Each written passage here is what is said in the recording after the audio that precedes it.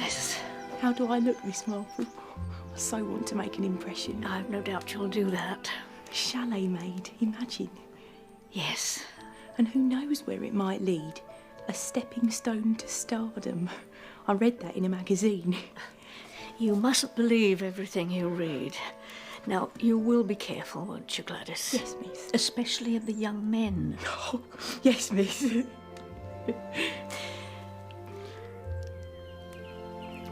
You've been ever so good to me, Miss Marple. Now. You have, really. God bless.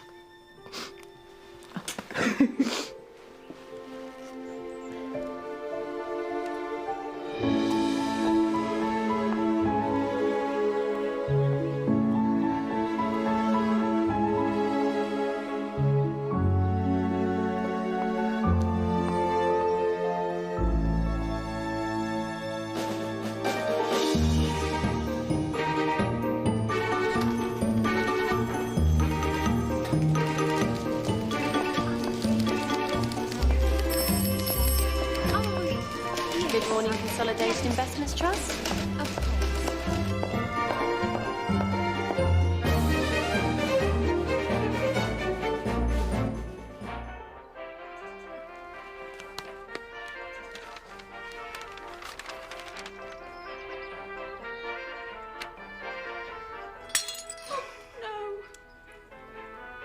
What was it this time, Tilly? The Blue Shepherdess, Miss Marple. Oh, Tilly. Your tea, Mr. Fortescue.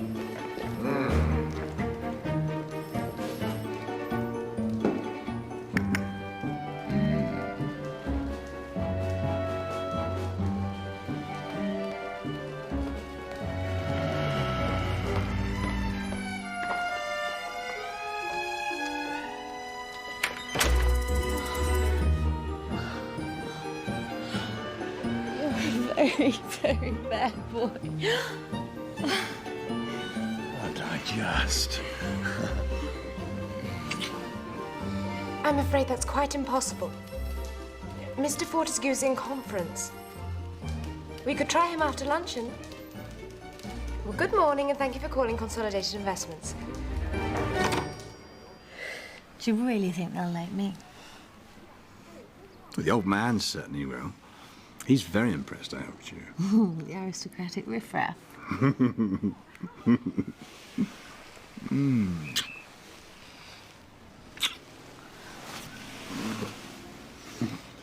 Pinstripes and a bowler.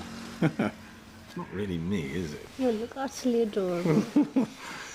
Oh, thought of England. Still, since the old man's come round, we have to take advantage. And then the next time we pass through Paris, it'll be the Ritz. Strange, you know.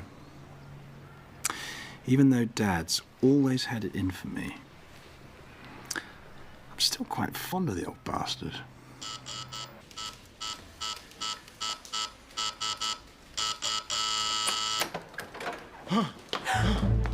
Mr. Fortescue? Are you poorly? What the hell did you put in the tea?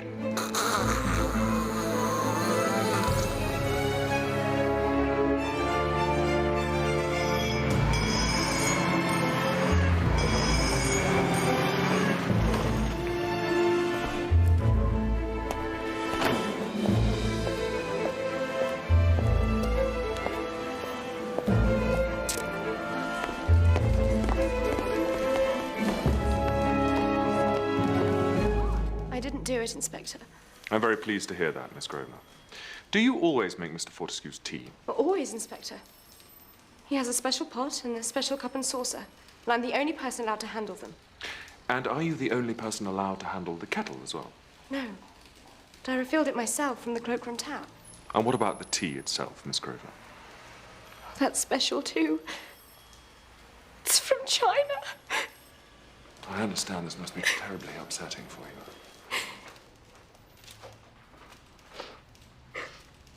Thank you, Inspector. Oh, dear. He will be all right, won't he? He's dead. When? 5 minutes ago. Poor chap never stood a chance. Sergeant Pickford's going through his belongings now. Speaking unofficially... Poison? Well, of course it was poison. But between you and me, and strictly off the record, I'd be prepared to bet that it was taxine. Never heard of it. Quite. It's most unusual. You get it from yew berries. Yew berries? From a yew tree. Oh, that's interesting. Is it? Name of his house, Yew Tree Lodge. That could explain it. Easy to harvest, and more importantly, easy to administer. Really? How? Well, the poor fellow mentioned something about his tea, but the stuff couldn't possibly work that fast. Only a cyanide would do that. In which case, he would have been dead before the ambulance arrived. So, tell me, Prof, how long does taxine take to work? An hour or two. Maybe 3 if he'd had a big breakfast. So if the taxine was administered at breakfast, that lets Miss Grosvenor and the office staff off the hook. One thing that's odd, sir. What's that, Pickford? The suit he was wearing, I checked through his pockets. One of them had cereal in it. Cereal? Yes, sir. It's a bit peculiar, isn't it? You mean like cornflakes? No, sir. I mean, like, grain. Rye, it looked like to me. Blimey.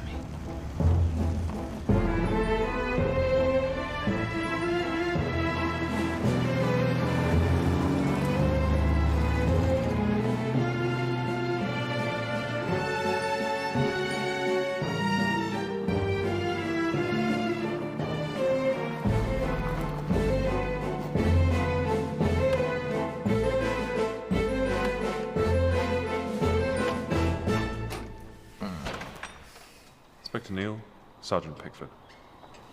I believe you're expecting us. Inspector.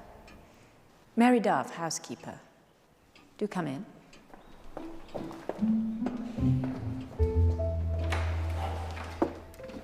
Adele is Mr. Fortescue's second wife.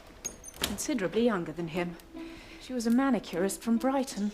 And, do they have children? He has 3 from his first marriage. 2 sons and a daughter. And are they married? The sons, yes, not the daughter. I'll need to speak with all of them. I'm afraid they're not here. Adele's playing golf, but I'm not sure where. Do you happen to know who she's playing with? Her personal instructor, I should imagine. A gentleman by the name of Vivian Dubois.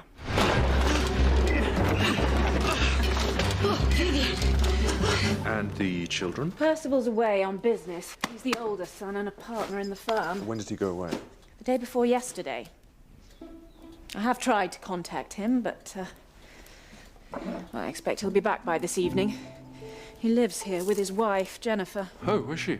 Up in town for the day. And Elaine, the daughter, she's a vegetarian. Will probably have her nose buried in some dusty old tome. And what about the other son? Lancelot. He's in Kenya. Oh, I see. With his wife, the widow of Lord Anstice. Oh, yeah, the racing chappie. That's right. The one who blew his brains out. Why is he in Kenya? He moved there after a disagreement with his father. Some small matter of a forged cheque, I gather. He's lived there for years. And have you managed to contact him? I'm afraid I haven't. I'm not having much luck, am I? Sadly not, Inspector. So, Mr. Fortescue's death. Case of food poisoning, was it? Anything I've ever sent up to that dining room has been just as it should be. I only want a few samples from breakfast, Mrs. I'll Crump. give you samples, young man. A bit of marmalade, some ham, coffee. There's never been any bad food served on my watch. And as for the coffee, we finished that off at 11, sis. I don't see none of us dropping like flies. You lot come round here like you own the place. I take pride in my work, not like some I could mention. Crump! Get yourself back in here this minute, you lazy article. Apart from the Crumps, there's Gladys. Gladys? What does Gladys do? She's the parlour maid, and very nearly half-witted. So, those are the only people living in the house? Yes. You know, Inspector, I wouldn't be at all surprised if Mr. Fortescue hadn't been planning some sort of reconciliation with Lancelot. What makes you think that? Well, Percival, you see, has always been very much in his father's confidence, but recently they hadn't been getting along so well. His father had been doing things that Percival, ever prudent when it comes to money, thought unwise. You appear most well informed, Miss Duff. Well, it's hardly a secret. Always the same, you stupid boy. It's ridiculous. Don't tell me. Ridiculous. No imagination, that's your problem. We could lose. Never have house Nonsense! All the business acumen of a chimpanzee! Father, listen. My God, I wish Lance was here! Lance! At least he's got guts! Oh, thank you, Miss Stubb. Been most helpful. Oh, by the way, can you give me any idea as to why Mr. Fortescue would be carrying grain in his pocket? Grain, Inspector? Does that suggest anything to you? Nothing at all, I'm afraid. Oh, well.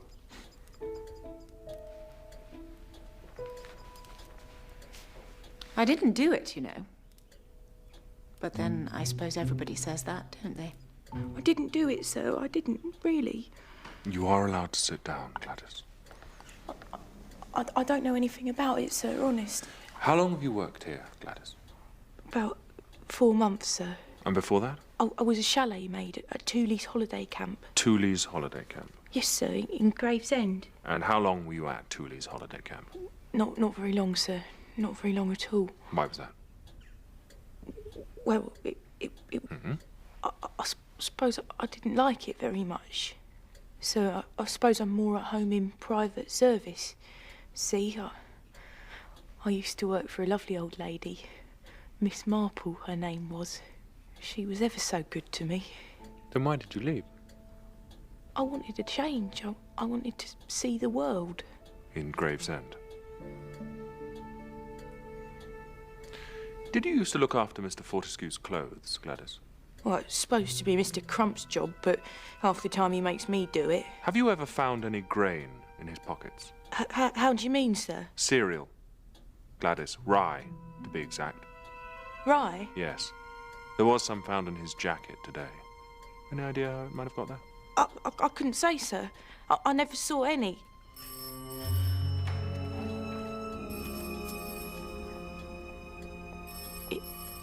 It's really true, then, is it? He's really dead. Dead as a dodo, afraid. Dead? Heavens above. And my husband's away on business. These things happen at the most inconvenient moments, don't they? His death was very sudden.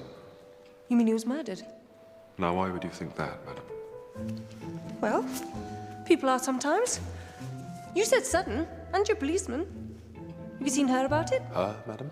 His wife, Adele. Awful creature. I always told Percival his father was crazy to go marrying a woman years younger than himself, but as they say, there's no fool like an old fool, and now look what's happened. What was it? Arsenic? The cause of death is yet to be ascertained. But you know already, don't you? Your tea is in the library, Mrs. Fortescue. Thank you, Miss Dove. I'm panting for a cuppa. Dead? I'm very sorry, Mrs. Fortescue. Poor Rex. Was it a stroke? No, it wasn't. Well, then what was it? I'm afraid he might have been poisoned. Poisoned? So it would seem. Incredible. We need to find out exactly what Mr. Fortescue had to eat and drink before leaving for the office this morning. Oh, you mean food poisoning? What did you think I meant, Mrs. Fortescue?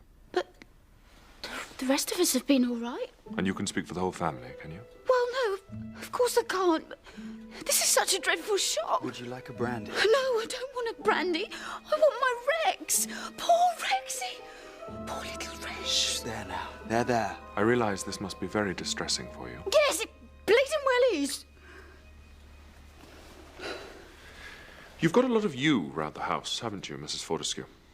What, you mean me? No, I mean you, as in trees. Bushes. That's probably why it's called Yew Tree Lodge. There's no possibility, I suppose, of the berries or leaves getting mixed up in anything. Oh, Vivian, I can't bear to talk about this any longer. I want to lie down. Just one more thing, Mrs. Fortescue. Can't you see she's upset? There was a quantity of grain in your husband's pocket. Any idea why it was there? I don't know what you're talking about. Oh, Vivian. I'll get Miss Dove to help you upstairs. Mr. Dubois. What? Where can I get in touch with you, should I need to? I'm resident at the Baden Heath Golf Hotel. Now, if you'll excuse us. Vicious little twit. Oh, Vivian.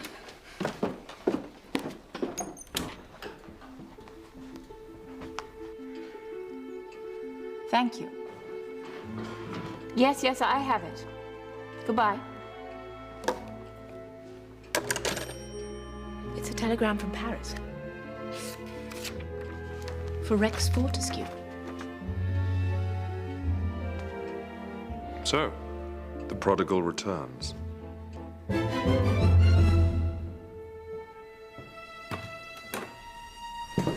At last? Sorry. Where on earth have you been? I came home as quickly as I could. Oh, Percival, please.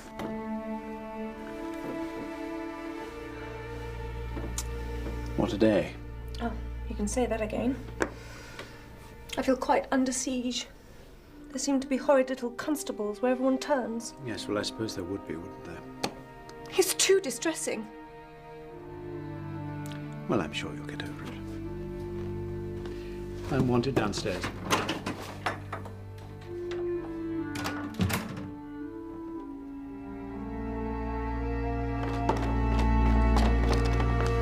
Christ! Is it true? What? That Father's dead?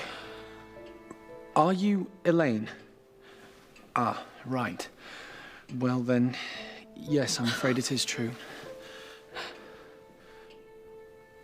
Oh no, Daddy. Poor Daddy. He was such a ghastly man. And his death makes everything all right. Now I can do everything I ever wanted. I must phone Gerald. Poisoned? It would seem so, yes. Well, have you any idea how, who might have... It's rather early days for that, sir. Yes, I suppose so. All the same, it would be most helpful if you could give me any idea of your father's testamentary dispositions. Yes, well, my father made a new will on the occasion of his marriage 2 years ago. He left £100,000 to his wife and £50,000 to my sister, Elaine. I am his residuary legatee and am, of course, already a partner in the firm. And your brother received no bequest? There is an estrangement of long standing between him and my father. So, as the will stands, the three people who gain are Mrs. Fortescue, your sister, and yourself. Well, I don't think I'd be much of a gainer with death duties and, well, my father has of late been, how shall I put it, highly injudicious in his financial dealings. You haven't seen eye to eye with him recently? Well, I put forth my point of view. Rather forcibly, I gather. In fact, didn't you have quite a row about it? I'd hardly say that. Can you tell me what this means, Mr. Fortescue?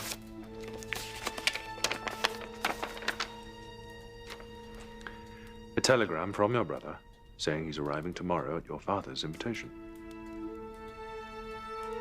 I don't understand.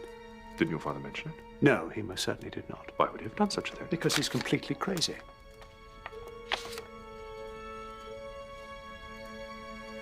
Was completely crazy.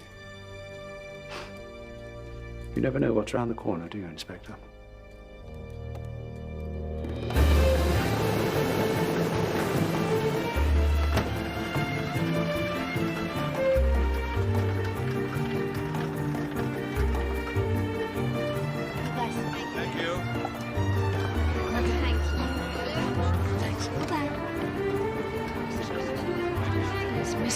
Thank you so much.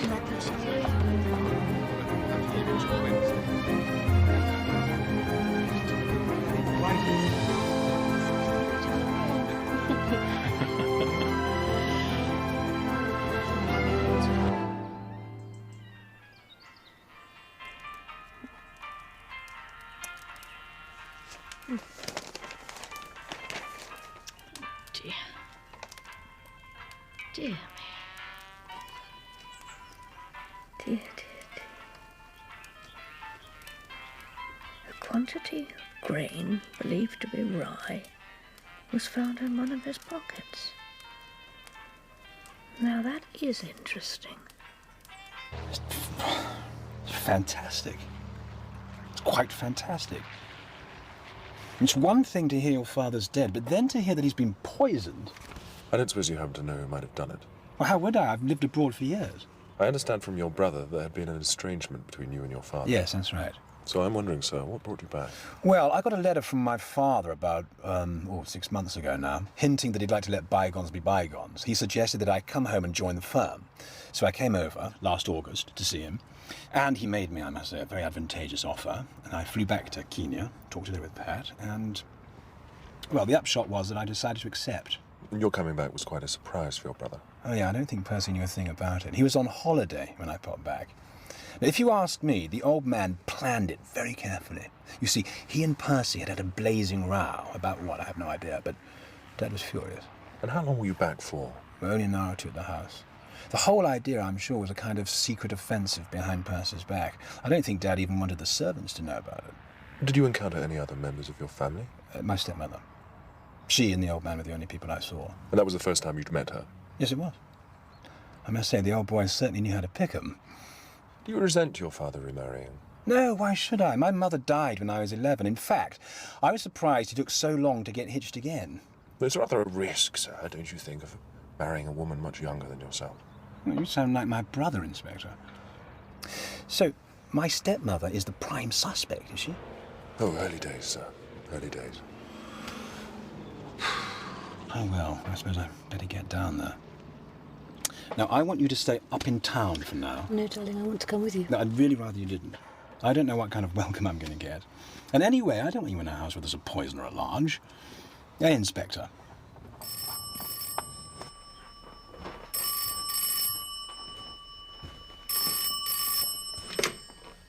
Yes? Vivian? Adele, I told you. Oh, at last. Where are you speaking from? The house. Are the police still around? No, they've gone for the moment. Vivian, it's been awful. Listen, we've got to be careful. Oh, of course, darling. Don't call me darling. But Vivian? And you mustn't phone me. It isn't safe. Just for the moment, all right? All right. Adele, those letters I wrote you, you did burn them, didn't you? You did, didn't you? Of course I did. Honestly, Vivian, I don't know what's got into you. Vivian, you still there?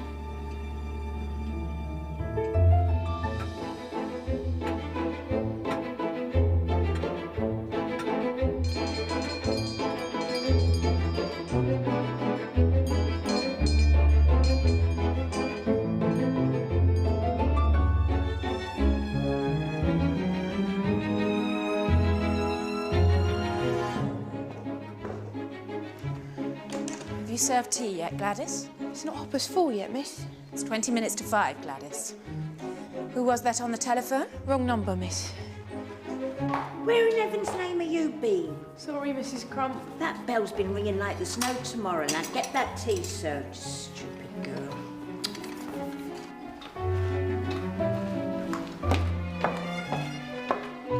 Crump's not going to know what's hit him when he gets back. Taking the day off when Mr. Lancelot's coming home. Far too much to do without going off gadding about.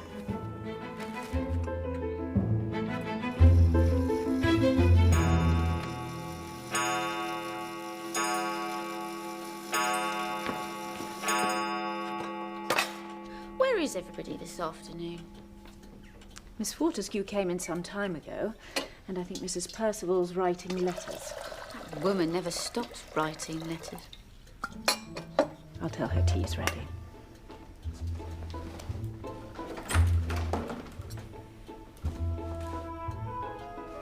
Gosh, it's freezing.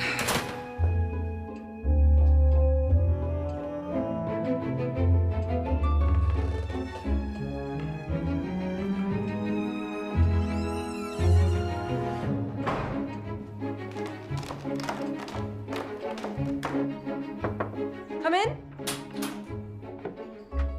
Oh, I didn't realize you'd been out. Yes? I was just in the garden getting a breath of air, but too cold. Tea is served.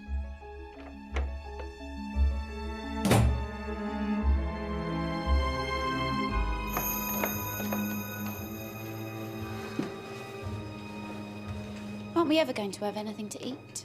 Yes, of course.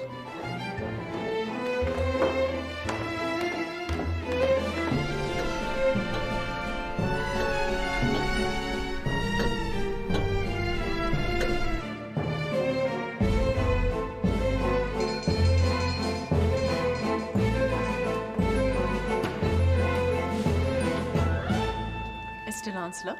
Himself. Your luggage. This is it. It's all right, I've paid off the taxi. Oh, I thought perhaps you'd walked. Is your wife not with you? No, no.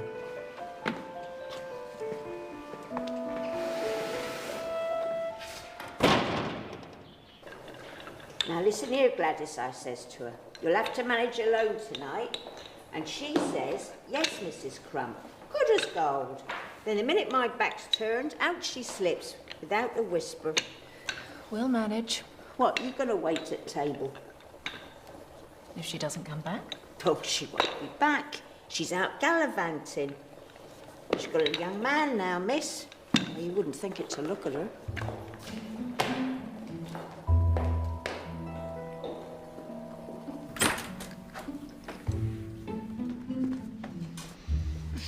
Oh. It's so good to see you. Little Ellie. Poor Daddy. Yes, I know, I know. I'm Jennifer. How'd you do? Percival's in town, I'm afraid. He's having to deal with everything, as usual. You've no idea what we're all going through. Of course. You don't know Adele, do you? Oh, yes, I do. Sit down next to me, Lance. I'm so glad you're here. We could do with another man about the house. Oh, it's been awful. Just awful. The place has been swarming with police. They met me at the airport. What did they say? They told me what had happened. Oh, and I think it's been poisoned. Not food poisoning, real poison. And I'm convinced they think it's one of us. What a spread. It's a while since I've got my teeth into a good old English tea. Where's your wife? She's in London. You haven't brought her with you? No, Pat's all right where she is for now. You're not thinking... What a scrummy-looking chocolate cake. Old Mrs. Crump knows her way to a chap's heart, that's for sure. Who's the woman who let me in? Wasn't it Crump? It's his day off. And then why didn't Gladys let you in? Brown eyes, soft voice, butter wouldn't melt. That'd be Mary Dove. Sort of runs things for us. Does she now?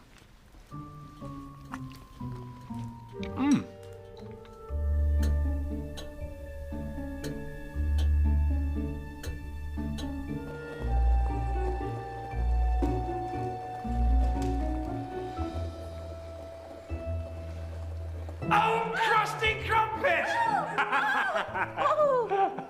You! Oh, put me down, you little bugger, you.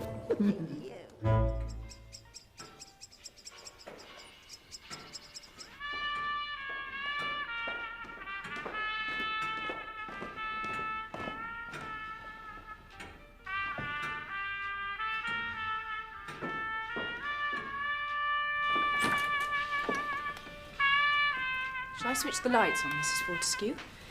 Gets dark so early, doesn't it?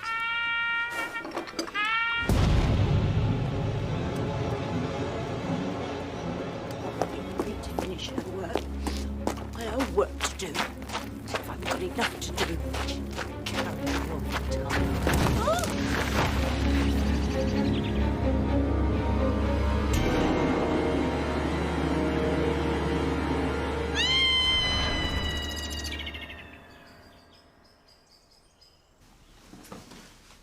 Tell them you'll be in tomorrow.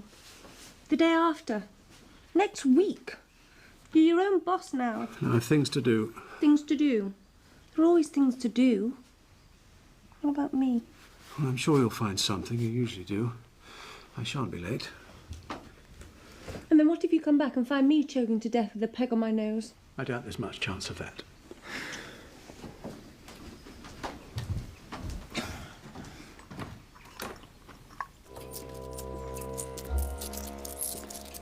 What are you up to? Oh, just making sure there aren't any of those irritating little flecks lurking around, sir.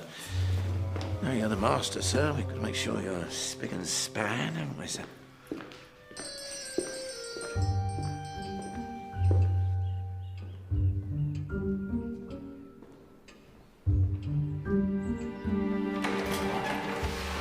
The mistress of the house, please.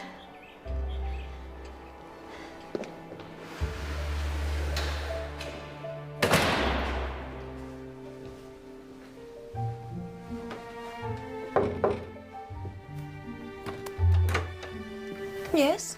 There's an old woman asking to see the mistress, ma'am. That's too bad. I'm going out. Very good, ma'am.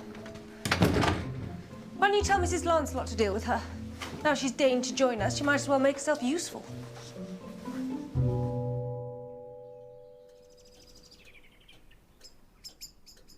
It's very simple, really. I'm here because of Gladys Martin. I knew her, you see, and when I read this about the terrible thing that's happened to her, I felt I ought to see if there was anything I could do. Yes, of course. Nobody seems to know very much about her, and I doubt I can be of much help. My husband and I have only recently returned from Africa, and I've just come down from London. Much dear sugar. This Gladys, did she have any relations, do you know? No, she didn't. She came to me from the orphanage, and I trained her for domestic service. She was only 17. Dear me, so young. Was she a pretty girl? Oh, no, not at all. And rather stupid, too, but I was fond of her. Maybe even a little sorry for her. One doesn't really know what to do with the Gladyses of this world. How ghastly that she should have been caught up in all of this. It was the clothes peg that worried me. It's mentioned in the article. Such a contemptuous gesture. It gave me a kind of picture of the murderer. To do a thing like that is really very wicked indeed. And so pointless, with no rhyme or reason. Oh, no, my dear. I wouldn't say that. She was a very silly girl, credulous, the sort who'd give her savings to a swindler.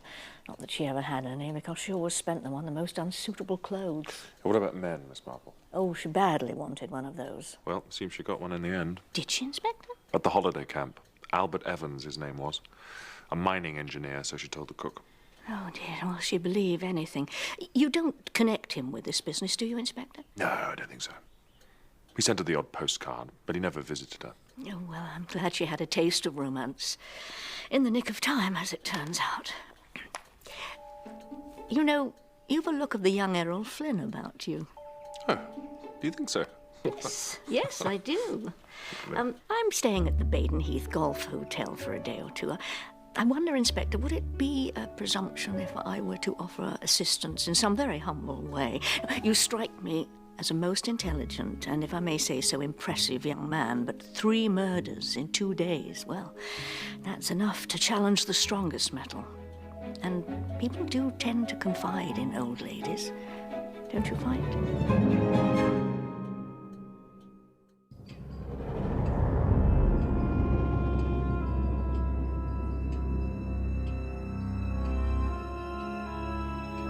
Rex Fortescue died of taxine poisoning. Taxine? You got it from yew trees. Oh, I know that, Inspector. I was just thinking how very convenient.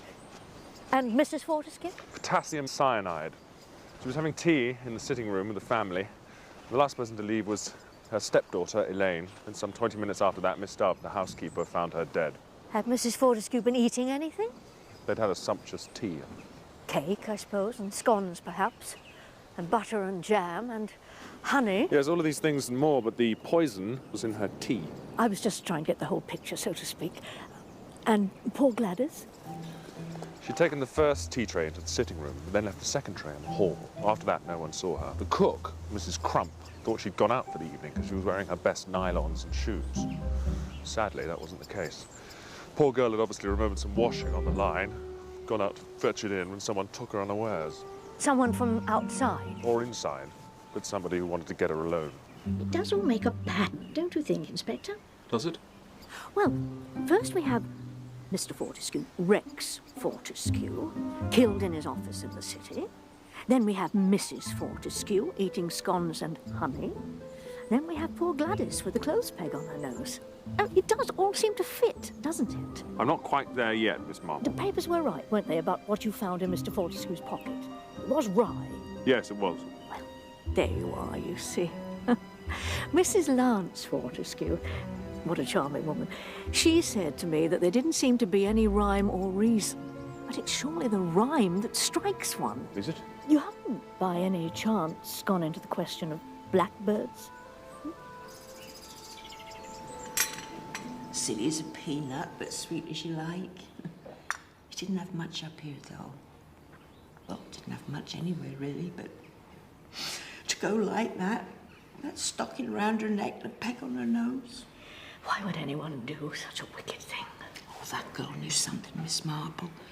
The day the master was killed, she was twitching and jumping like a rabbit. Oh, what's got into you today? Oh, I'm sorry, Mrs. Crump. Anyone would think you had a guilty conscience. Oh, don't say that, Mrs. Crump. Have you, Gladys? Have you got a guilty conscience? I don't know nothing, Mrs. Crump. Because if you do, you should go straight to the police. I couldn't, Mrs. Crump. You speak the truth and shame the devil. And anyway, they'd never believe me. Wouldn't believe what, Gladys? Nothing, Mrs. Crump. I don't know nothing at all. She must have seen or heard something. Oh, without a doubt, Miss Marple. I wonder what. Because I've never taken to that wife of Mr. Percival. Haven't you, Mrs. Crump? No, not ever. She looks down her nose when she's no right to. Of course, you know, she used to be a nurse. Did she? And nurses are used to handling drugs, aren't they? And poisons. So, you think that Gladys may have unwittingly... I'm saying nothing, Miss Marple.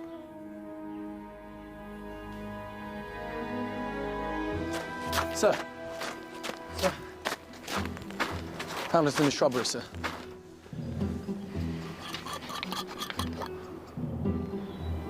Good work, Pickford. So, someone would have got hold of this new pot of marmalade, spooned a bit off the top, mixed it with the taxi, and then put the poison mixture back in to make it look like a virgin pot. Was Rex Fortescue the only one to have marmalade with his breakfast? Yes, sir. That makes it very simple then, doesn't it, Pickford? No need to worry about putting it in his coffee.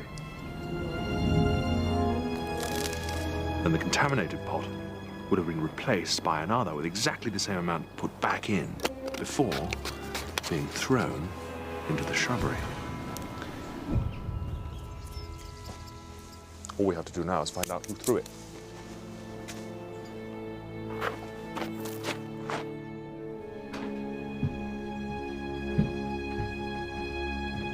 Venus of a sixpence, a pocket full of rye, 4 and 20 blackbirds baked in a pie.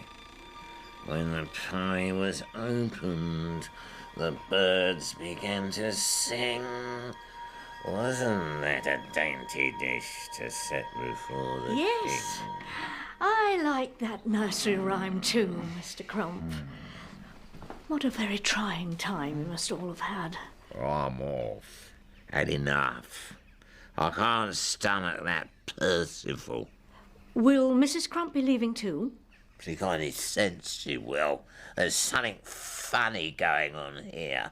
When the master got mixed up with what's his name, and the blackbird. The blackbird, Mr. Crump. And what's his name? What's his name? Yeah, what's his name? What is his name, Mr. Crump?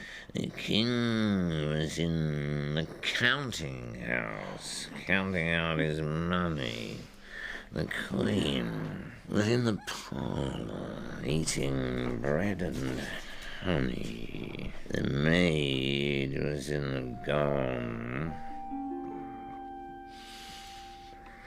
Murder, she said. Who said? Mrs. What's his name? Who went to, where was it? Oh, Pinewood, that's it. Pinewood, Mr. Crump? Who the hell are you? Marple, Jane Marple. Well, bottoms up, miss. Oh, dear.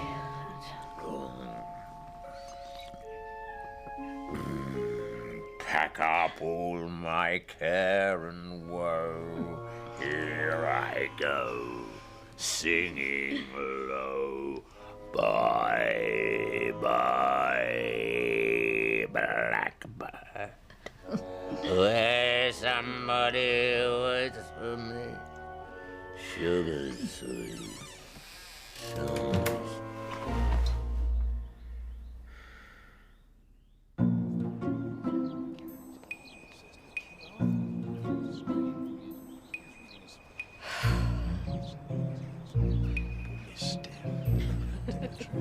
Mrs. Fortescue.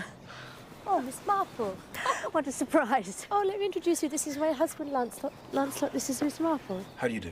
My sincere condolences. Thank you. Miss Marple knew Gladys, Gladys.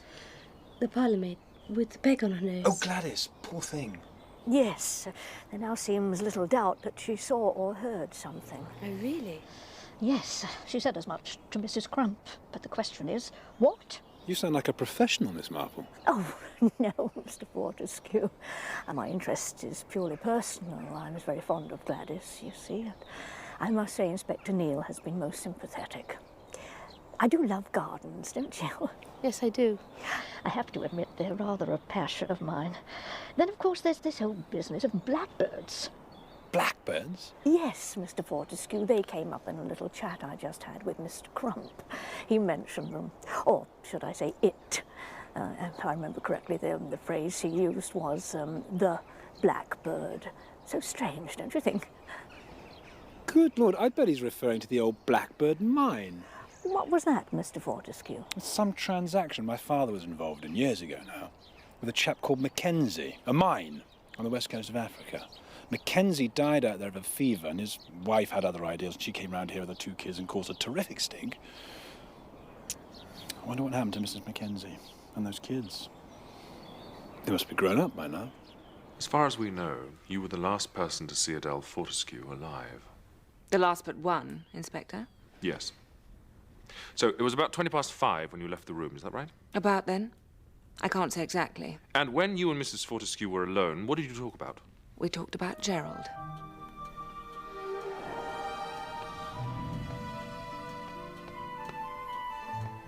Gerald arrived today.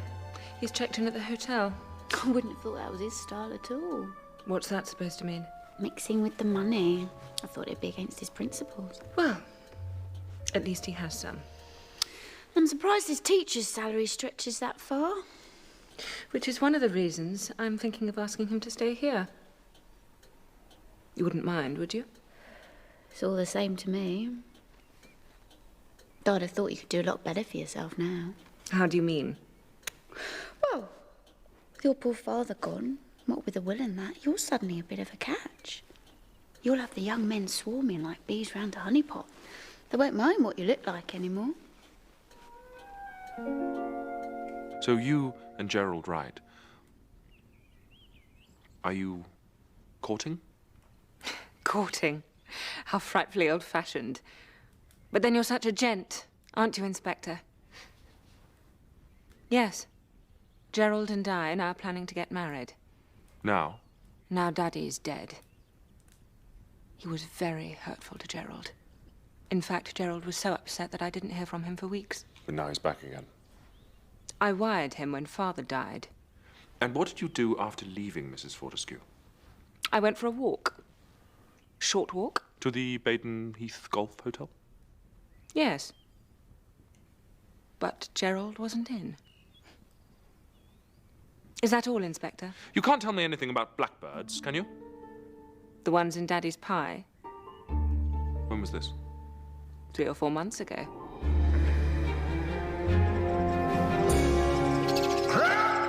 He was furious. Do you know who put them there? I haven't the faintest idea. Now, if you'll excuse me. Oh, one more thing, Miss Fortescue. Did your stepmother make a will? People usually do, don't they? Have you? No.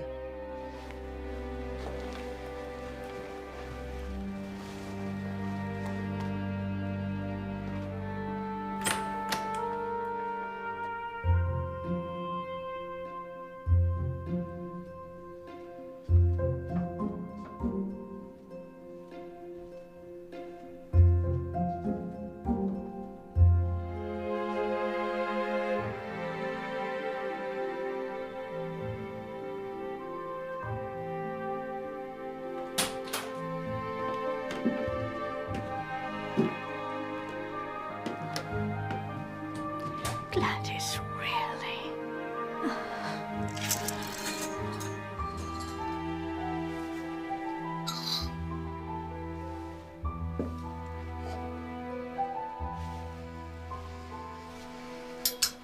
So it was 20 to 5. Yes. We have been over this before, Inspector. Precision is all, Miss Duff. And you were coming from... Upstairs. I thought I'd heard the telephone a few minutes before. Have you served tea yet, Gladys? It's not 4:30 yet, miss. It's 20 minutes to 5, Gladys. Who was that on the telephone? Wrong number, miss. Where's tea? It's just coming, Mrs. Fortescue. She brought the first tea tray into the sitting room about 10 minutes later. And that was the last time you saw her? Yes. At last. Then Miss Fortescue came in some minutes later. Gosh, it's freezing. I was going to tell Mrs. Percival that tea was ready. I thought I heard her coming, but that was a mistake. You heard someone moving about upstairs? Yes, at the head of the stairs, I thought. But then no one came down, so I went up. Oh, I didn't realize you'd been out. Tea is served. And that was? Nearly 5, I think. And when did Lancelot arrive? A few minutes after I came downstairs again. I thought he'd arrived earlier, but... Why did you think that? Because I thought I'd caught sight of him through the landing window. In the garden? Yes. After telling Jennifer Fortescue that tea was ready? No, not then. It was earlier, when I came down the first time. Are you sure about that, Miss Dove? Perfectly. That's why I was surprised when he actually did ring the doorbell. Mr. Lancelot? Himself. Then it couldn't have been him that you saw in the garden. His train was due at 4:40, so the earliest he could have got here would have been just before 5. But I'm sure I saw someone. Yes, but not clearly. It was getting dark by then. I didn't see his face, but he was a tall, slender man. I simply presumed it was him. Where was he going? Behind the hedge, towards the east side of the house. And is there a side door there? Yes. So someone could have got in unobserved. You mean the person I heard upstairs? Something like that. So who was it? That remains to be seen. By the way, you couldn't tell me anything about blackbirds, I suppose. I'm sorry? Blackbirds. Do you mean... Blackbirds, Miss Dove. Are you referring to that silly business last summer? Yes. It was just a ridiculous, spiteful joke. 4 dead blackbirds were left in Mr. Fortescue's desk in his study here.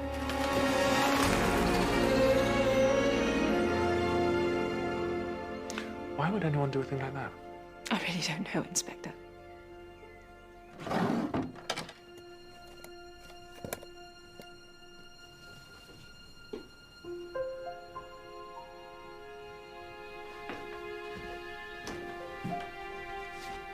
Dear Gladys, lots of nice-looking girls here, but not one that's a patch on you. Be seeing you soon, don't forget our date. And then it's happy ever after. Love, Bert.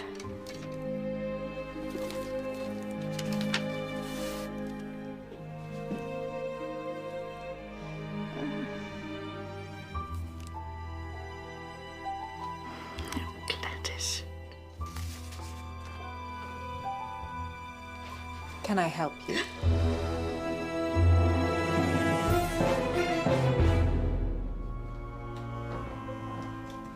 Three murders in 2 days. How very upsetting. It's not been too pleasant. Have you any idea who could do something like that? It's hard to say. The whole household, you see, is really quite odious. You feel no especial loyalty to your employers then, Miss Dove?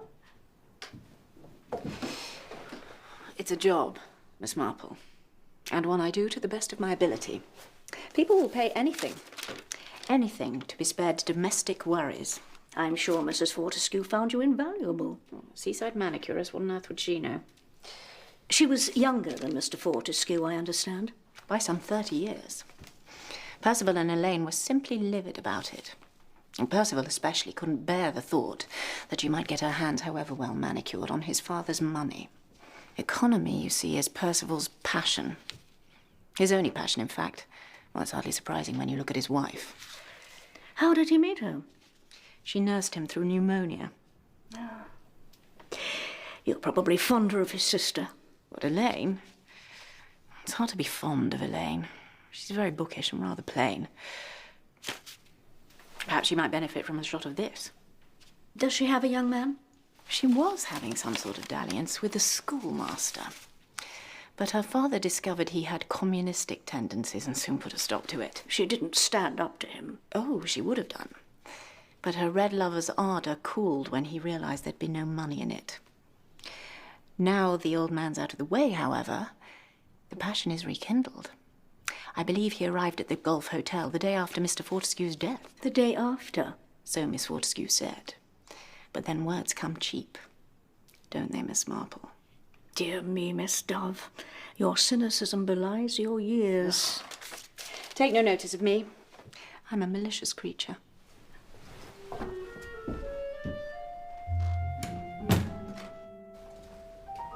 Better watch out, Crump. She's on to you.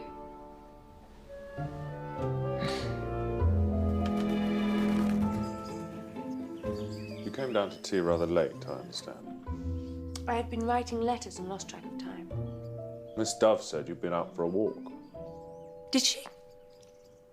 Oh, well, now I come to think of it, yes. I had been writing letters, but went out for a breath of air. Chocolate? No, thank you. Meet anyone? No. No?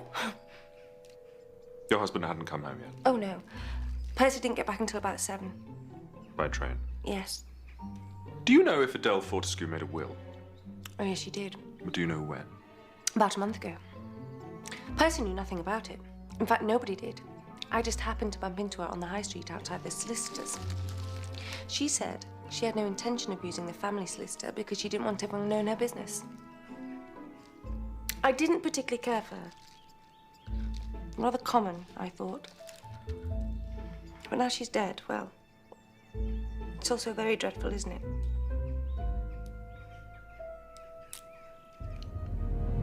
Do you know anything about blackbirds, Mrs. Fortescue?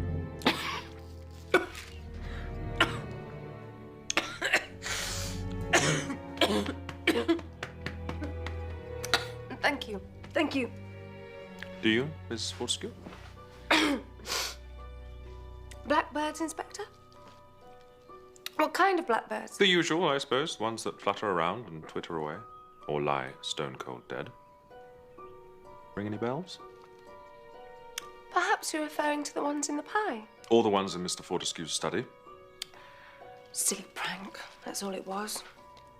He was furious. He thought there might be strangers about. Strangers? That's what he said. Did that seem to unnerve him?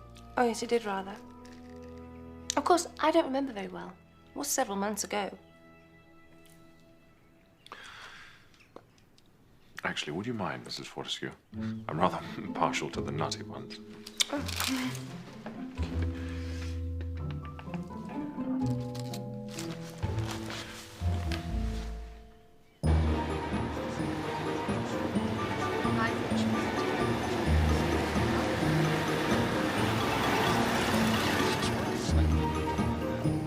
When Rex Fortescue died, his wife inherited £100,000, a sum the firm could ill afford. So Mr. Fortescue didn't leave the business in a healthy state? Between ourselves, Inspector, it's heading straight for the rocks, and has been for the last 18 months. Any particular reason? Because he was behaving like a lunatic, selling good stock here, buying speculative stuff there. He just wouldn't listen to reason. He was driving Percival up the wall. In fact, he was desperate for him to see a doctor, but Fortescue wouldn't hear of it. I don't need a bloody doctor. Then maybe you need a bit of a break. Bit of a break. I don't need a bloody break. I don't need you treating me like a bloody moron. Percival suspected, you see, that his father was suffering from a form of dementia. Pick's disease, he called it. I think his grandfather suffered from something similar. I'd say it was a bit of luck all round that the old chap kicked the bucket when he did. 3 murders. Extraordinary. So Adele Fortescue did have something to leave? Oh, no, Inspector. There was a clause in the will saying that she'd only inherit if she survived her husband by 1 month. Which, tragically, she didn't. Why the clause? It's fairly common nowadays with the increase in air travel. If 2 people are killed in a plane crash, it becomes exceedingly difficult to find out who was the survivor. Follow my drift? Yes. So tell me, what happens to the money? It goes back to the residuary legatee.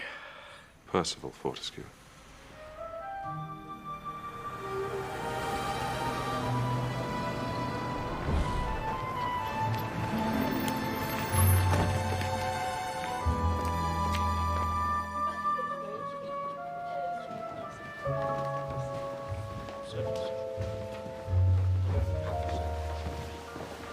evening, Mr. Wright. Good evening.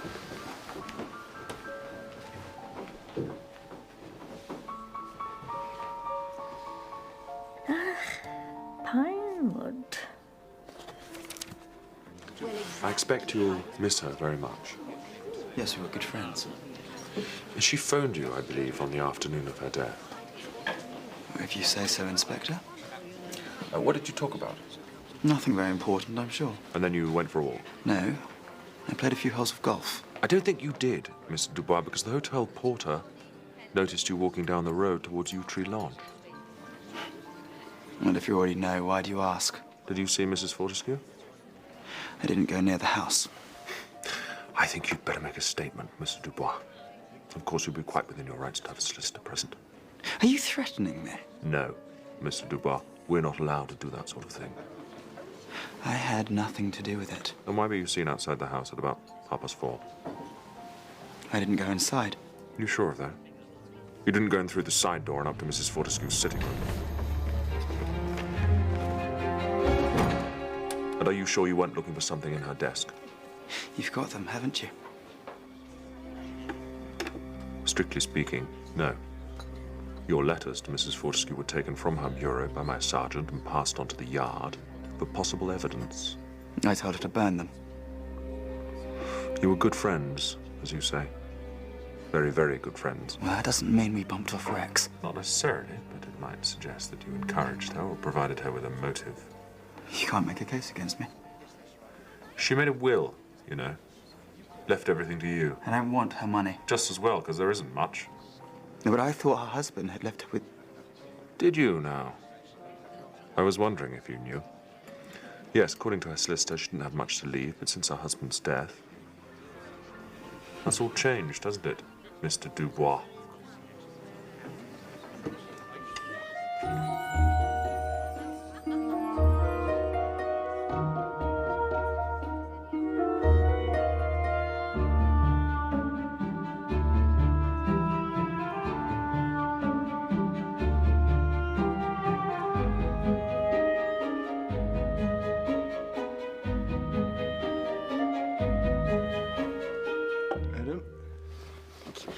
I was in the Isle of Man when Rex Fortescue was killed.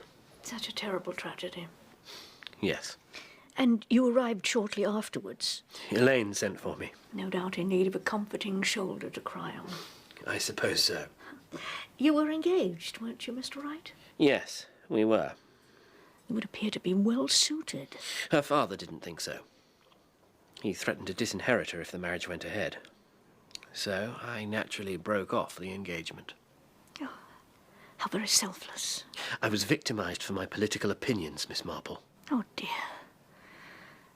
Still, every cloud, as they say. What do you mean? Well, surely the marriage can now go ahead with the inheritance still intact. The money, Miss Marple, will be used for the benefit of the community. Oh, admirable, Mr. Wright, quite admirable. Tell me, did you see or hear anything when you were in the vicinity of Yew Tree Lodge that afternoon? Well, what makes you think I was in the vicinity?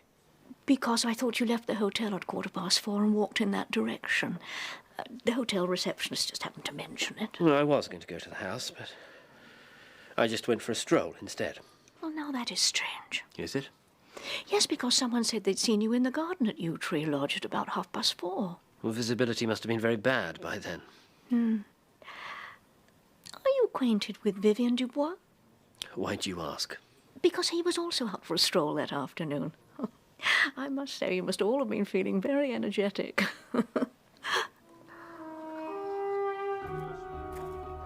They come and they go, and they don't tell us anything. One presumes they're pursuing some line of inquiry. So inconsiderate. Pass the marmalade, there's a honey. So, Elaine, I gather you're going to marry, what's his name? Gerald. Gerald. Yes, Gerald. And then what? We plan to start a school. You mean you plan to take all your money out of the business? Better than leaving it in. You said yourself that things were in a pretty bad state. But you would lose the lot. We won't. I'm with you, Ellie. What are your plans, Lance? Off back to Kenya? Well, I'm not so sure about that. Well, you never had much time for poor little England.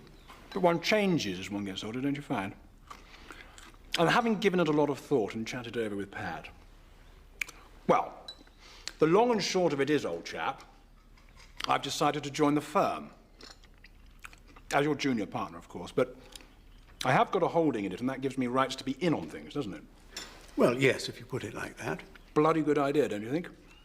Knew you'd be pleased. But what do you find it rather boring after your outdoor life, safari and things? Well, frankly, once you've seen one elephant... Things are very bad, you know. It'll be all we can do to scrape together Elaine's share. Hear that, Emmy? Grab it while you can. You've no idea what a time of it Percival's had while you've been gadding about with the natives. He's been ill with worry, and now you come back here, smug as you like. Jennifer, please. Well, it's too bad. It's really too bad. Frightfully stuffy in here, don't you think?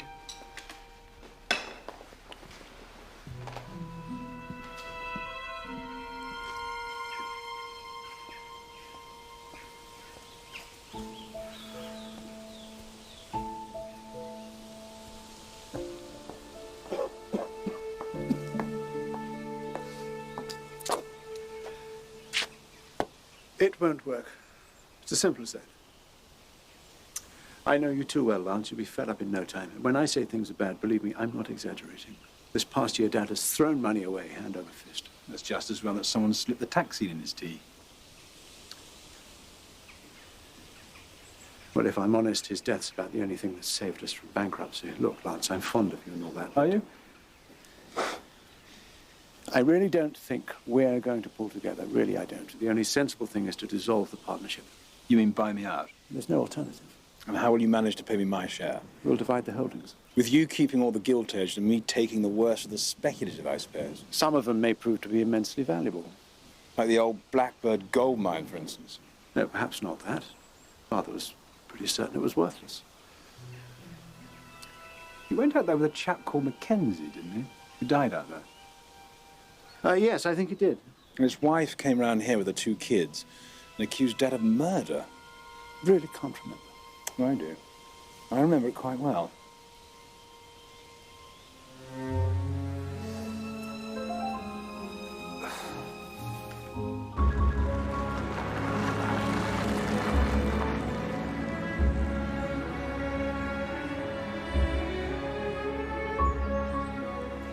It's very kind of you to see me, Mrs. McKenzie. I believe you knew Rex Fortescue. He died recently, as you're probably aware. I believe you once paid him a visit. He'd been connected with your husband, had he not, over a certain mine in Africa? The Blackbird mine, Mrs. McKenzie.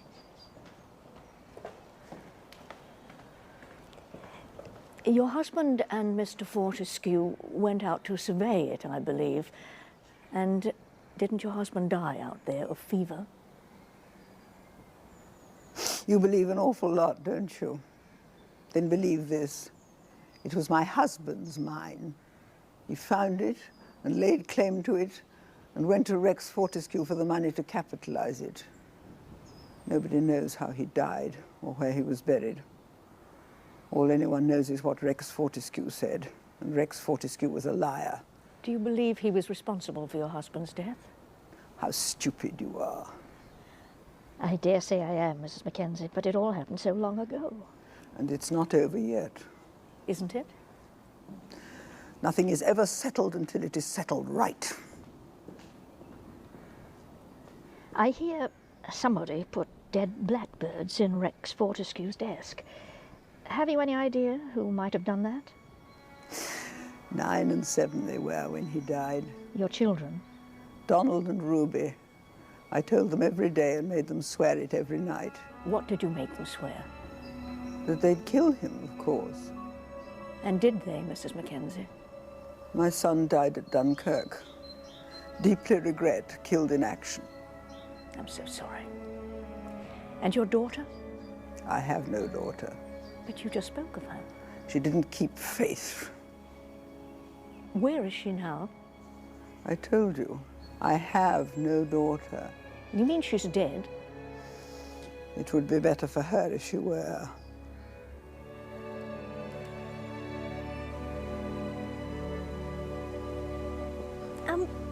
Do any of her relations ever visit her? Well, I gather her daughter came once, but it was before my time. It agitated poor Mrs. McKenzie so much that she was advised not to come again. And I suppose you've no idea where she is now? I'm afraid I haven't. Oh, it's so kind of you to come, Miss Marple. I'm sure it did her the world of good to see an old neighbour. Did she remember you? Do you know, I don't think she had a clue who I was.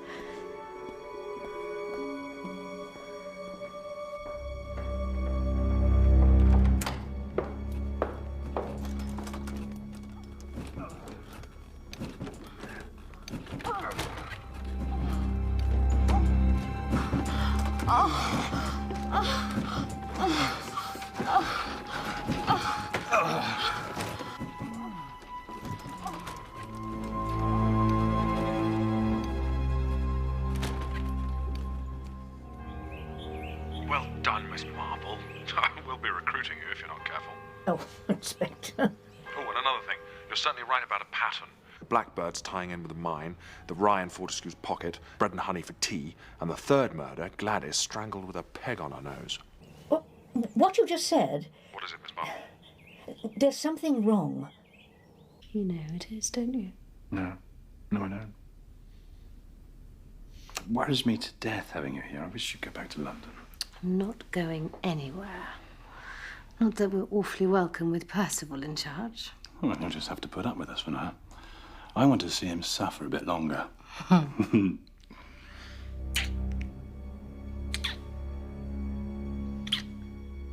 I do think it's so very important to use one's time constructively. Don't you agree, Miss Marple? Oh, I spend each day alone with no congenial company at all, but at least I make an effort. I have to admit, people around here aren't really my kind. Flash a lot, and even, dare I say, rather common. Of course, Adele fitted in perfectly. My father-in-law made a very foolish second marriage. Now, I wouldn't wish to speak ill of the dead, but she was man-mad. Oh, dear. Spent money like water, and he let her get away with everything. It vexed Percy very much indeed. He's always been so very careful with money, you see.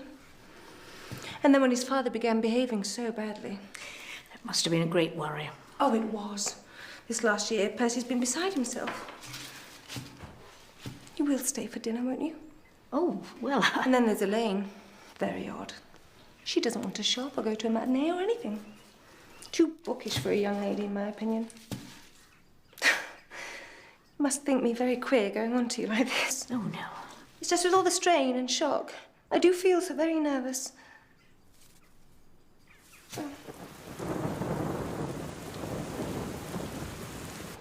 There was a time when we all dressed for dinner. Well, times are changing, Percival. For better or worse, I wonder. For better, of course, aren't they, Gerald? Without a doubt.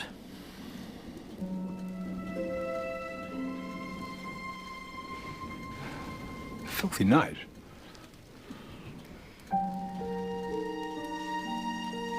I really don't know what Miss Marple must think. We used to be such a happy family.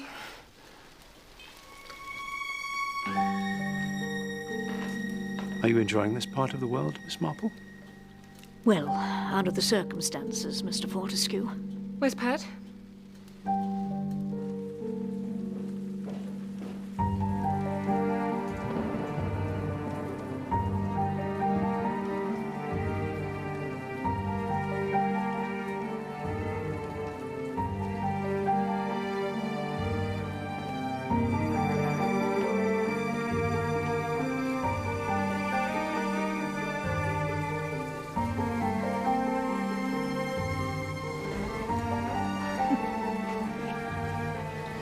You know, Miss Marple, I don't believe this was ever a happy house, that anyone was ever happy in it. Can't wait to leave. You've had your share of unhappiness, too. I've had some good times as well. But when the war came... Your husband was shot down, wasn't he? We'd only been married a month. I thought at first I wanted to die too, but then began to think that perhaps it was for the best. Why was that? I don't think peace would have suited him. He found insubordination quite irresistible. A fighter till the end, I just don't think he'd ever fitted in. And your second husband? He shot himself. Poor Freddie. We were madly in love, but I began to realise that he wasn't always straight. Tried to turn a blind eye, but you can't change people, can you, Miss Marple? No, my dear. Lance thinks it's someone in the family, and I think he's right. That's why there's always such an atmosphere. Everybody watching everybody else. Something's got to happen soon. No, my dear. There won't be any more deaths. You can't be sure of that. As a matter of fact, I am. The murderer's accomplished his purpose, you see. His? Or hers. Dinner is served, ladies.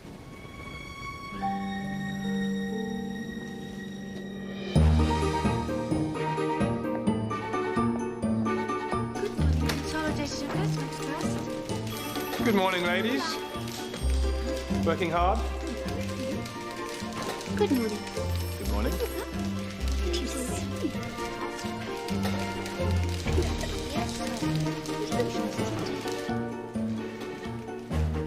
Miss Grosvenor, Lancelot Fortescue.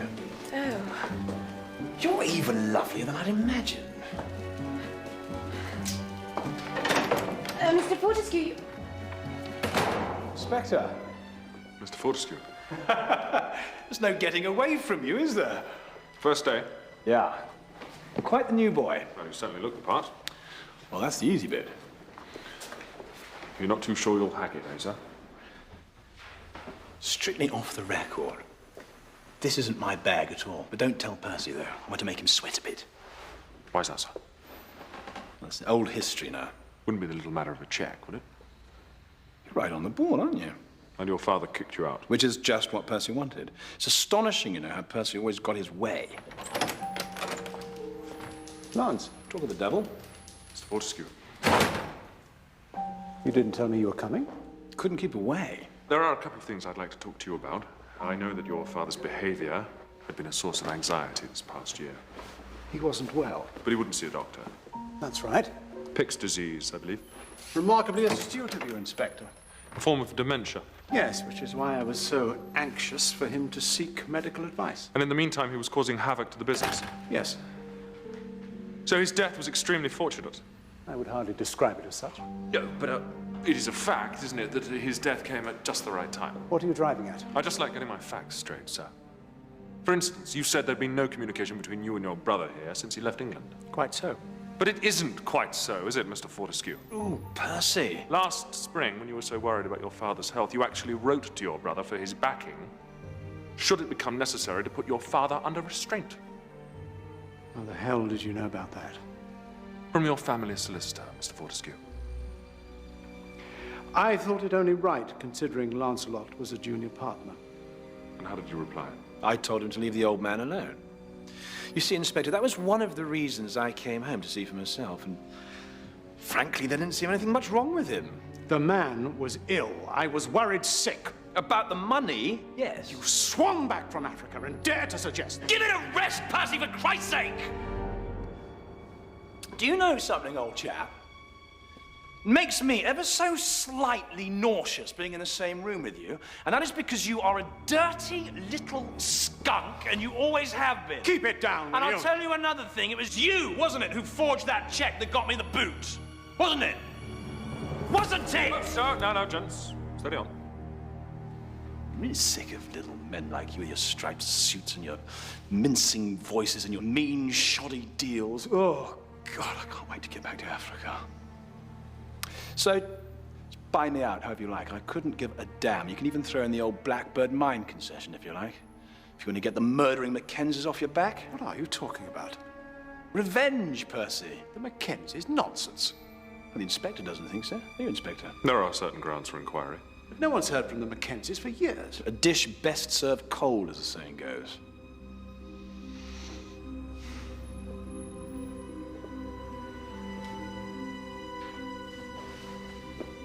Morning, gentlemen.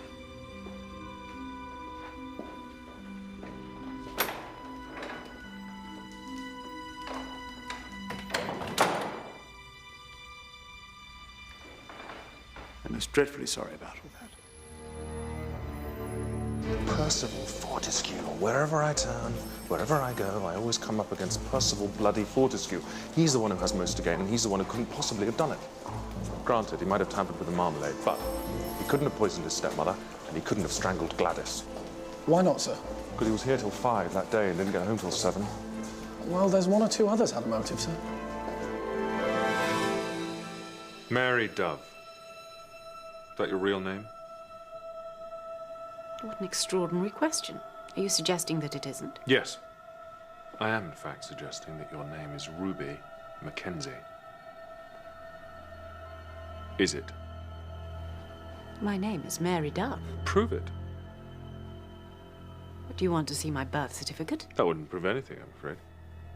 Could be a friend or someone who's died. A lot of possibilities, aren't there? Quite a dilemma for you, Inspector. Do you deny categorically that you are Ruby McKenzie? I rather think it's up to you to prove that I am.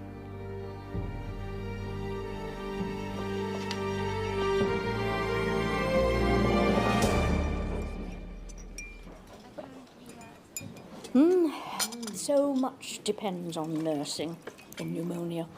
Oh, yes, it's nearly everything. That's how your romance started with Percival, wasn't it? Yes, yes, that's how it started. Wasn't there another nurse who got sent away? Yes, and I came to replace her.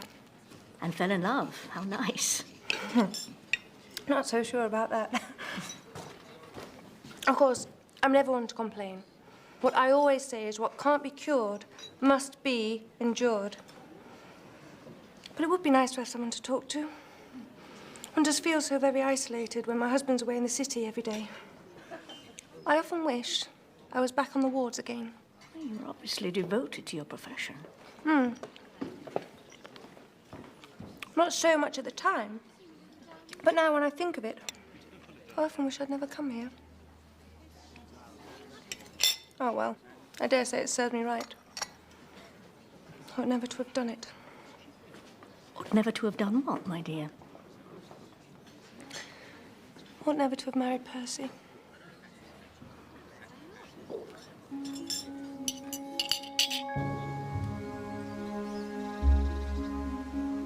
He was using a Vardenhold and a mashy niblick, but he is 84 years old. Really? I really think, Inspector, that things are becoming very much clearer.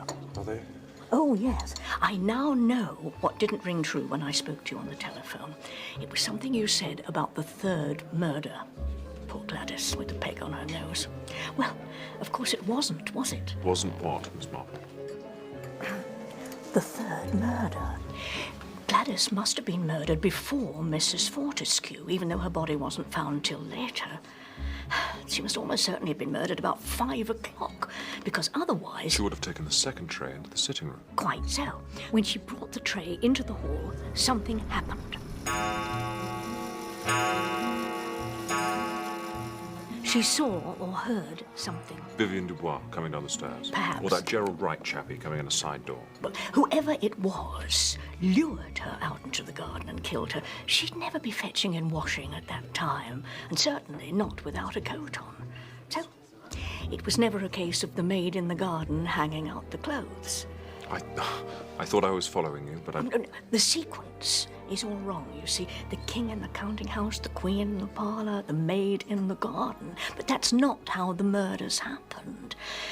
It's all camouflage, to make it look like the rhyme was the inspiration. And that's very significant, don't you think? Shall I begin at the beginning? It would be a help, yes. The beginning, Inspector, is Gladys. I came here because of her. And you very kindly let me look through all her things, and what with that and the nylon stockings and best shoes and the telephone calls, it became perfectly clear. I mean about Mr. Fortescue and the taxine. You have a theory about who put the poison in the marmalade? Not a theory, Inspector. I know. You do? Oh, yes. It was Gladys, of course. Gladys?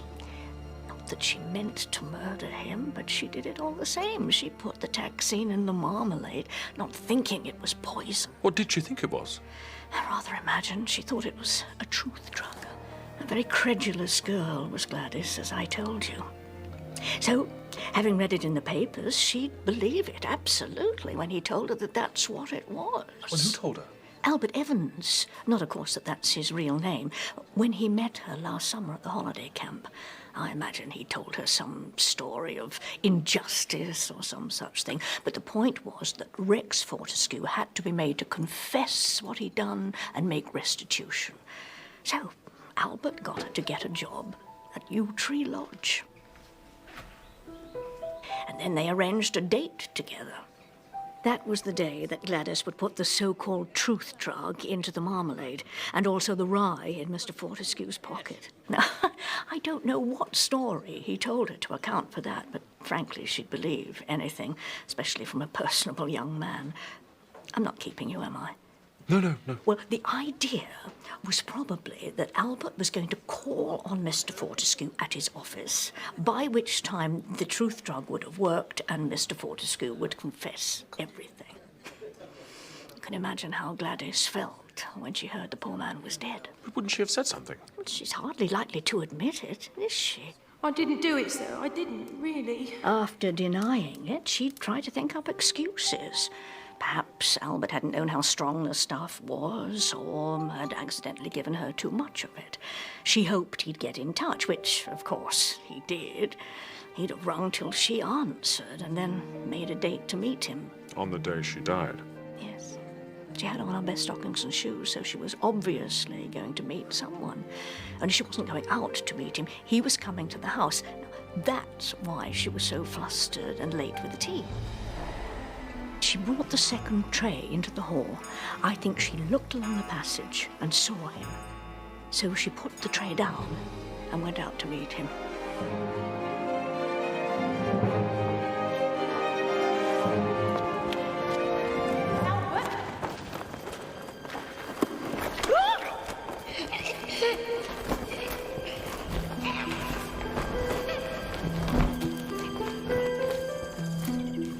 She had to die. He couldn't risk her talking. And then the peg to fit with the rhyme. The nearest he could get to a dicky bird that pecked off her nose. So if you're suggesting that Albert Evans wanted revenge for this whole Blackbird mine business, then you must believe that it was Mrs. Mackenzie's son behind all this. That he didn't die at Dunkirk after all. Oh, no, I'm not suggesting that for a minute. Don't you see, Inspector? All this Blackbird business is a complete distraction. It was used by someone who'd heard about the Blackbirds to point the finger of suspicion at the Mackenzies. Then, who is the killer, Miss Marple? Someone quite sane, brilliant and unscrupulous, and done, of course, for money. Percival. No, not Percival. Lance. You all right, Inspector? Lance came home in the summer to see his father. I don't believe for a moment that his father sent for him. Unless, of course, you have actual evidence. No, only a letter that Lance is supposed to have written to his father afterwards, which he could easily have slipped into his papers the day he arrived. He probably attempted a reconciliation, but his father would have none of it. You see, Lance is very much in love with Pat, but the small pittance he was living on wasn't enough for the life he thought they should have together. When he was here, he must have heard about the Blackbirds and jumped to the conclusion that Mackenzie's daughter was established in the house. A perfect scapegoat for murder, because murder it would have to be. He feared that by the time his father died, the business would have completely collapsed. Perhaps his father's name being Rex suggested the idea of the nursery rhyme. Then he could dispose of Adele too and save the firm £100,000. But to make the rhyme work, they had to be the maid in the garden hanging out the clothes, an innocent accomplice whom he could silence before she could talk, and thus give him a genuine alibi for the first murder.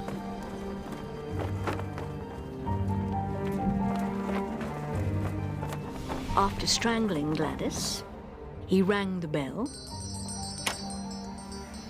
and joined family for tea. It's so good to see you. Little Ellie. Oh, crusty crumpet! He went to see Mrs. Crump and then slipped back into the sitting room where he found Adele alone. Your tea. Oh, thank you, love. You're very well trained, aren't you? But his share of the business isn't worth 3 murders. I would agree, Inspector. If it's true the Blackbird mine is worthless. A mine on the west coast of Africa. But what if he'd been deliberately misleading us? What if the Blackbird mine was on the east coast of Africa, not west? East Africa, where uranium deposits have recently been discovered, and where Lance has been living this past several years. And just suppose the deposits are on the site of the old Blackbird mine. Young Lancelot could make a killing. It's all pure assumption. But you know it's right, don't you? I suppose I do. So do I. It was Pat drew my attention to him. He's the kind that always marries a bad lot. How on earth am I going to be able to prove it? Oh, you'll prove it all right, Inspector. You're a very clever man. I have no doubt you'll find the evidence. And this still doesn't explain the Ruby McKenzie business. If you don't mind my saying so, you've been barking up the wrong tree. I was talking to your mother a few days ago. She's very angry with me, isn't she? Oh, poor Mummy. She's so devoted to Daddy. And she brought you up swearing to avenge his death. She made us swear on the Bible that one day we'd kill Rex Fortescue.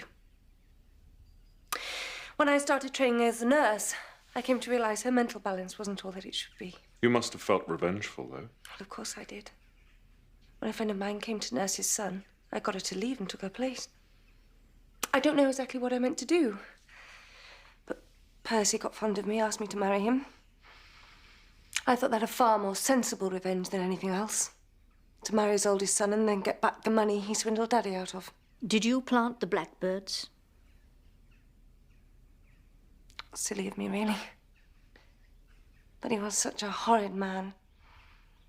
It gave him quite a fright. He's absolutely furious. But I didn't do anything else. Really, I didn't.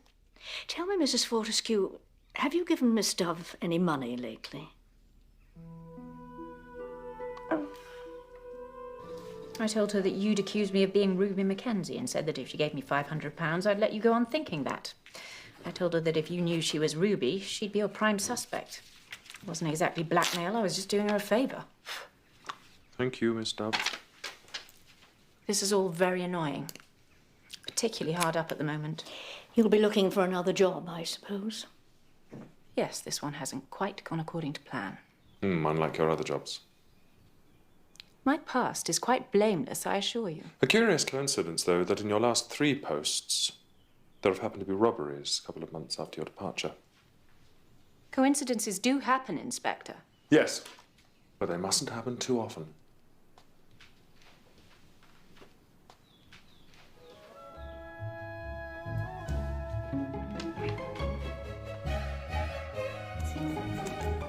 How on earth did you know about the money? Oh, just a stab in the dark.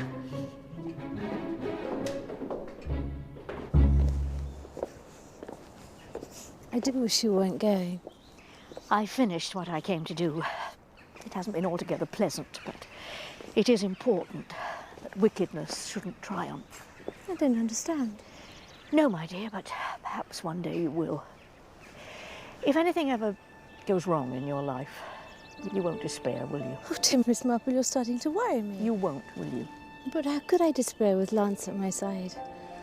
We're going back to Kina, you know, as soon as everything's cleared up. Oh, I can't wait.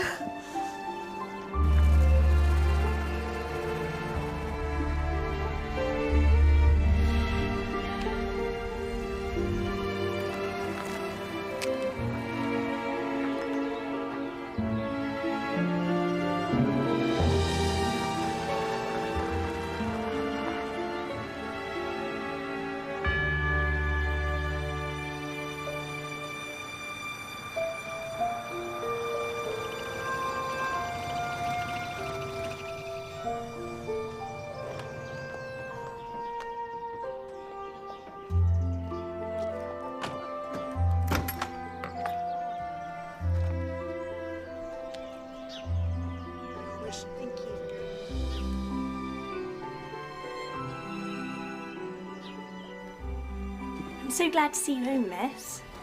I'm glad to be home, Tilly. And haven't broken nothing since you went, honest? Here's your letters. Ooh. Thank you, Tilly. There's one as went to Daisymead by mistake. They've been away and only sent it round today. Said they hoped it weren't important. I'll just put your things away.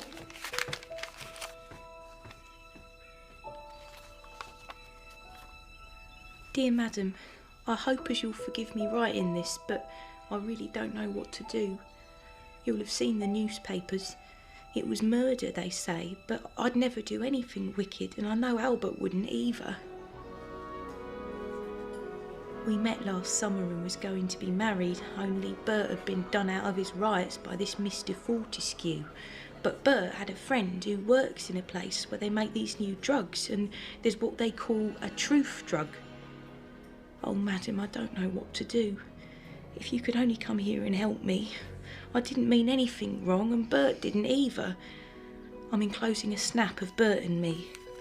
Bert doesn't know I've got it. He hates being snapped.